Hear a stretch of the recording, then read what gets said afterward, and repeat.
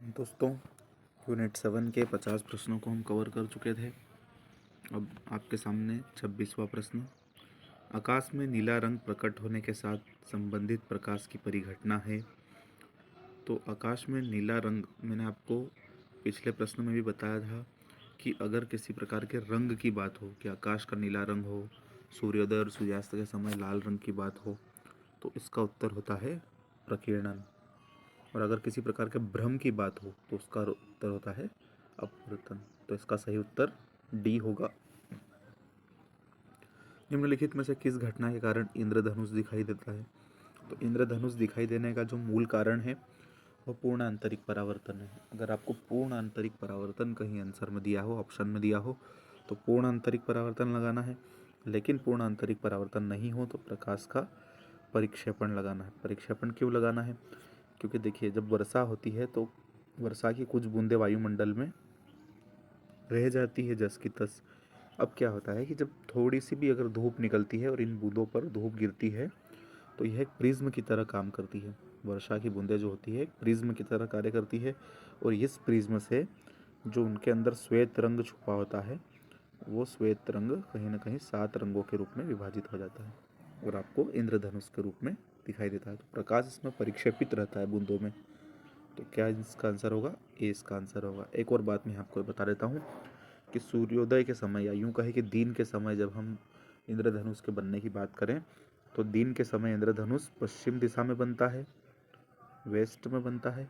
और शाम के समय अगर हम बात करें, जब सूर्य पश्चिम में होता है तो इंद्रधनुष पूर्व में बनता है, ईस्ट में बनता है। ओके, तो दिन के समय या सुबह के समय इंद्रधनुष अगर दिखाई देगा तो पश्चिम में दिखाई देगा, और शाम के समय या जब सूर्य पश्चिम में रहे तब इंद्रधनुष पूर्व में दिखाई देता है। ठीक है।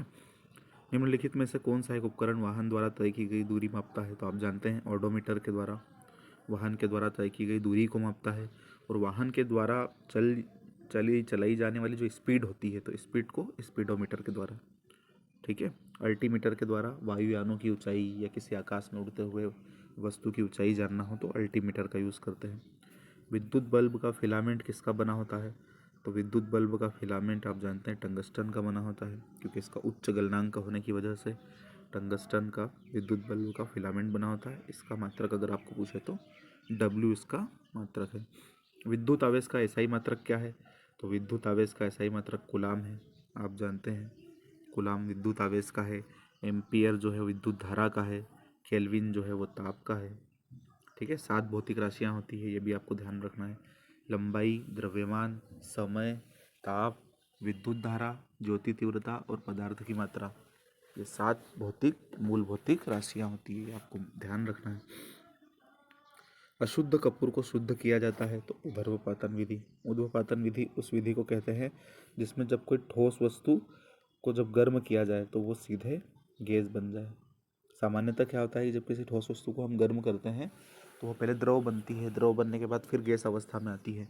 लेकिन अगर हम ऊर्ध्वपातन विधि की बात करें तो ऊर्ध्वपातन विधि के अंतर्गत कोई वस्तु ठोस अवस्था से सीधे गैस अवस्था में परिवर्तित हो जाती है।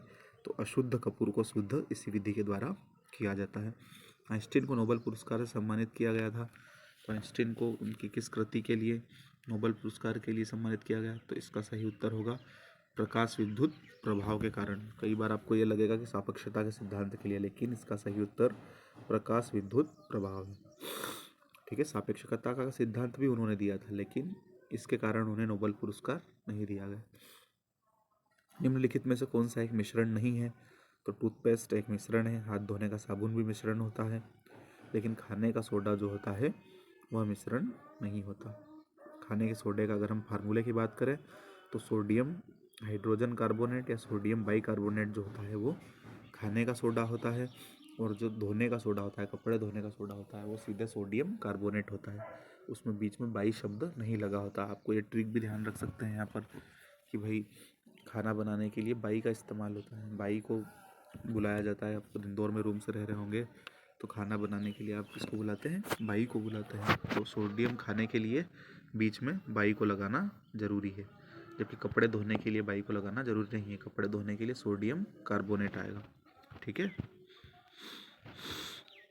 द्रव्यमान संख्या किसका योग है? तो द्रव्यमान संख्या जो होती है किसी भी नाभिक में उपस्थित जो प्रोटॉन और न्यूट्रॉन होते हैं, ठीक है, प्रोटॉन और न्यूट्रॉन जो नाभिक में उपस्थित होते हैं वो परमाणु द्रव्यमान संख्या या किसी परमाणु के द्रव्यमान के लिए प्रोटॉन और न्यूट्रॉन पी और एम द्रव्यमान संख्या के लिए जिम्मेदार होते हैं।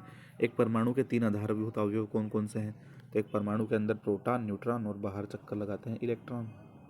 तो एक परमाणु के लिए प्रोटॉन, न्यूट्रॉन और इलेक्ट्रॉन आवश्यक है। किसने प्रस्तावित किया कि परमाणु अविभाज्य है? तो डाल्टन के परमाणु सिद्धांत से ये सिद्ध हुआ। निम्नलिखित में से कौन सा जिप्सम का रासायनिक सूत्र है? तो जिप्सम का रासायनिक सूत्र कैल्शियम सल्फेट 2H2O H2O, ठीक है। अगर प्लास्टर ऑफ पेरिस पूछे तो हाफ H2O आएगा। हम प्लास्टर ऑफ पेरिस का यूज़ कहाँ करते हैं? टूटी हुई हड्डियों के जोड़ने में। जब हाथ पैर टूट जाते हैं तो हम किसका यूज़ करते हैं? प्लास्टर ऑफ पेरिस का यूज़ करते हैं। तो टूटने फूटने के लिए जल को भी तोड़ दो तो हाफ H2O, और पूरा H2O हो, पूरा 2H2O हो तो वो जिप्सम का सूत्र हो गया, और हाफ H2O हो तो वो काय का सूत्र हो गया? प्लास्टर ऑफ पेरिस का सूत्र हो गया, ठीक है। कौन सा एक पदार्थ बहुत कठोर और बहुत तन्य है? तो बहुत कठोर होने के साथ बहुत तन्य भी है, ऐसा कौन सा पदार्थ है? तो ऐसा नाइक्रोम है, ठीक है। संक्षारण के कौन से उदाहरण है? सिल्वर पर काले रंग की परत चढ़ जाती है, तांबे पर हरे रंग की परत का बनना, लोहे पर भूरे रंग की परत बनना। तो ये तीनों जो है वो संक्षारण के उदाहरण है। संक्षारण मतलब जंग लगना। तो लोहे पर जंग में कौन सी परत जम जाती है? लोहे पर भूरे रंग की जमती है, तांबे पर हरे रंग की जमती है, और सिल्वर मतलब चांदी पर काले रंग की परत जमती है, चांदी काली पड़ जाती है। भार के अनुसार H2O में हाइड्रोजन की प्रतिशतता कितनी है? तो भार के अनुसार हाइड्रोजन की प्रतिशतता आप जानते हैं कि 11.11% होती है। ये आपको एक फैक्चुअल इन्फॉर्मेशन के रूप में ध्यान रखना है। कौन सी एक रासायनिक परिवर्तन का उदाहरण है? तो बर्फ का घन में पिघलना, ये तो भौतिक परिवर्तन है। गैसोलीन का क्वथन, ये भी एक भौतिक परिवर्तन है। अंडे को तलना, अब अंडे को ऑक्सीजन की उपस्थिति में तलते हैं हम, दहन करते हैं इसका, तो ये क्या हो जाएगा? रासायनिक परिवर्तन हो जाएगा, ठीक है। कौन सी धातु शीतल जल के साथ अभिक्रिया नहीं करती? तो कैल्शियम करती है, पोटेशियम करती है, मैग्नीशियम यहाँ पर नहीं करती। दूध मथने पर क्रीम अलग हो जाता है, किसका उदाहरण है? तो आप केंद्रीय बल का उदाहरण है। आप जानते हैं वॉशिंग मशीन में कपड़ों का धुलना, या कहीं से हम यूँ कहें कि जब साइकिल चालक या कोई वृत्तीय गति कर रहा पिंड होता है तो उसके ऊपर बाहर का जो बल लगता है, बाह्य बल लगता है, वो अब केंद्रीय बल होता है। अंदर की ओर जो बल लगता है वो भी केंद्रीय बल होता है। तो दूध मथने पर जो क्रीम निकलता है वो कहीं ना कहीं अब केंद्रीय बल का उदाहरण हो जाएगा। सबसे कमज़ोर बंध कौन सा होता है? तो सबसे कमज़ोर बंध हाइड्रोजन बंध होता है। हाइड्रोजन बंध कौन कौन से तत्व बनाते हैं? तो आपको ट्रिक याद रखना है, फोन से कमज़ोर होता है इंसान। तो फ्लोरीन, ऑक्सीजन और नाइट्रोजन। हाइड्रोजन बंध के लिए फोन ट्रिक याद रखना है, ठीक है। गामा किरण का तरंग दैर्घ्य कितना होता है? तो गामा तरंग का तरंग दैर्घ्य आप जानते हैं 0.001 से 0.5 एंगस्ट्रॉम तक होता है। किस एक को स्ट्रेंजर गैस भी कहते हैं? तो स्ट्रेंजर गैस बहुत फेमस क्वेश्चन, जीनोन को स्ट्रेंजर गैस भी कहते हैं, अपरिचित गैस भी कहते हैं। किस गैस की प्रतिशत मात्रा वायुमंडल में सबसे कम है? तो वायुमंडल में आर्गन की प्रतिशतता 0.9% है, कार्बन डाइऑक्साइड 0.03% है, नाइट्रोजन सबसे ज़्यादा 98% है, और ऑक्सीजन लगभग 21% के आसपास है। तो सबसे कम कौन सी हुई? सबसे कम कार्बन डाइऑक्साइड हुई। हृदय की धड़कन किस प्रकार की तरंग है? तो क्या आप हृदय की धड़कन को सुन सकते हैं?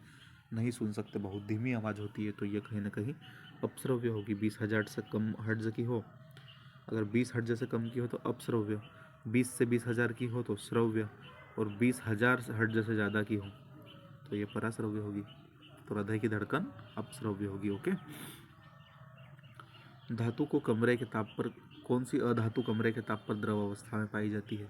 तो कौन सी अधातु? तो ब्रोमीन एक प्रकार की ऐसी अधातु है जो कमरे के ताप पर द्रव अवस्था में पाई जाती है।